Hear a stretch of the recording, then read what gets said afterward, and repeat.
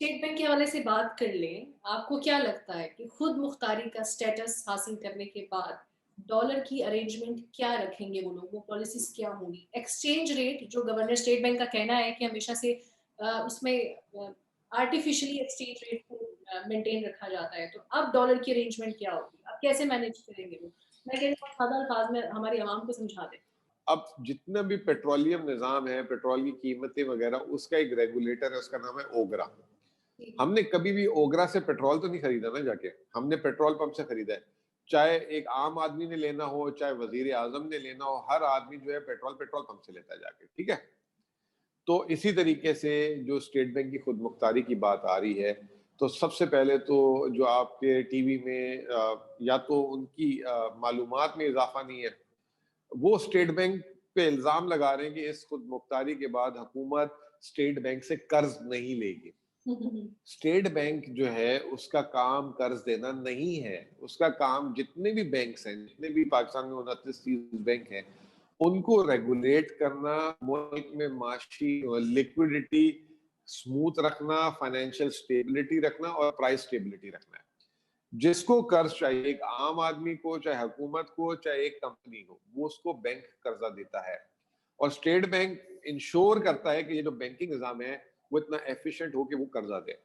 लेकिन जो है हमारे मुल्क में माजी में क्या हुआ कि स्टेट बैंक को एक नोट छापने की मशीन बना दिया गया। और जब हुकूमत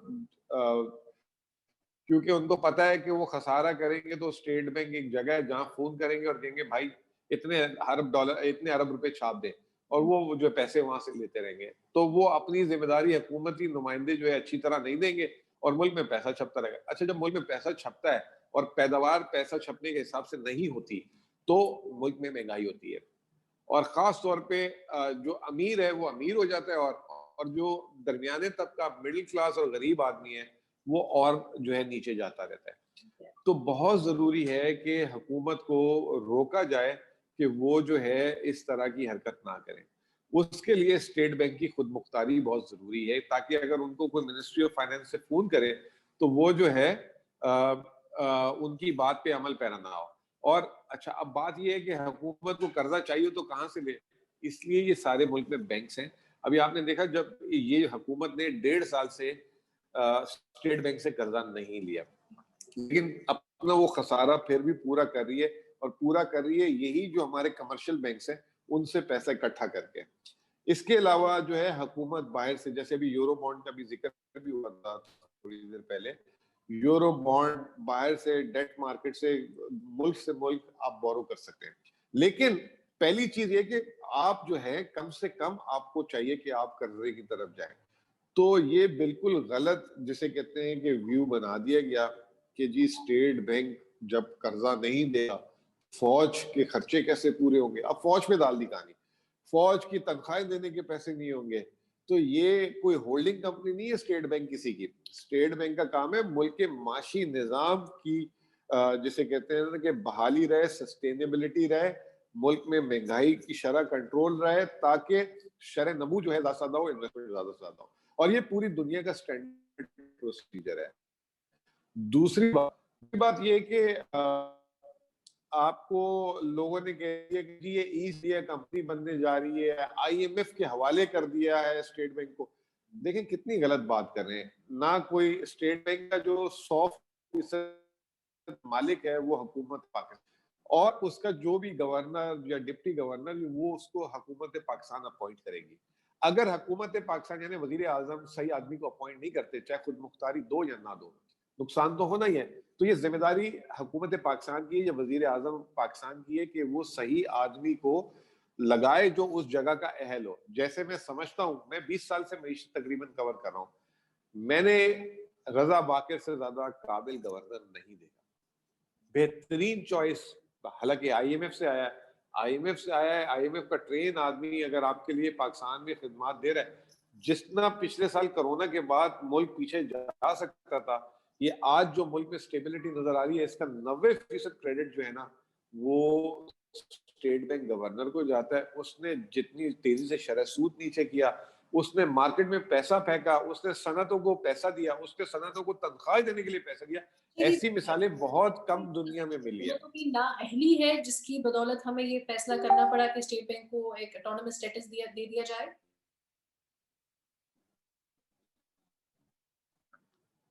नहीं नहीं, ये एक इसका हक है इस इदारे को। अगर आप ऑटोनमस नहीं और इसको आप किसी के रखेंगे इसके ऊपर, तो फैसले होंगे, और वो जो है फैसले जो है मफादात खाने के लिए या मफादात के लिए। अगर आप तो खुद बोलते हैं, अगर कोई वो गलत, हम लोग कहते हैं कि छापे, पिछली हुकूमत ने डॉलर बेच बेच के एक्सचेंज रेट को मेंटेन किया। हम स्टेट बैंक को नहीं बुराई करते। तो थोड़ा सा ना वो नेट प्रॉब्लम करके इस सवाल का जवाब दोबारा दे दीजिए। सवाल क्या था? सवाल ये कि क्यों पेश आया इसको ऑटोनोमस स्टेटस देना, माजी की हुकूमतों की नाअहली है ये बेसिकली क्या? देखिए, स्टेट बैंक को नाअहली की बात नहीं है, ये बदनीयती की बात है कि स्टेट बैंक को ऑटोनमस बनाना एक बुनियादी और आईनी जिम्मेदारी होनी चाहिए थी। और हर माजी की हुकूमत ने IMF से ये वादा किया था कि हम स्टेट बैंक को ऑटोनमस बनाएंगे, लेकिन उन्होंने इसलिए नहीं बनाया क्योंकि उनके जाती और हुकूमती मफादात थे, जिसकी वजह से स्टेट बैंक जो है अपने पोटेंशियल पे काम नहीं कर सका। अब मैं आपको छोटी सी मिसाल देता हूँ, अगर स्टेट बैंक को आप खुद मुख्तार बना देते हैं, तो अगर आज के बाद कोई भी ऐसी चीज होगी तो आप उसमें स्टेट बैंक को जिम्मेदार ठहराएंगे बजाय हुकूमत पाकिस्तान को। माजी में अब हम यही कहते हैं ना कि जी पिछली हुकूमत के वजीर खजाना ने डॉलर बेच बेच के रुपए की कदर को महफूज किया, आज मुल्क का खजाना उनकी वजह से खाली हो गया।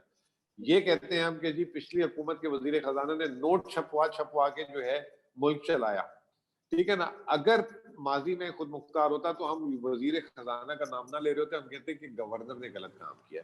अच्छा, अब सवाल ये आ जाता है, लोग कहते हैं कि जी गवर्नर साहब ने ये भी लिखवा दिया नए बिल में कि उनको नैब या FIA कोई इन्वेस्टिगेट नहीं कर सकेगा। ये भी एक गलत बात है।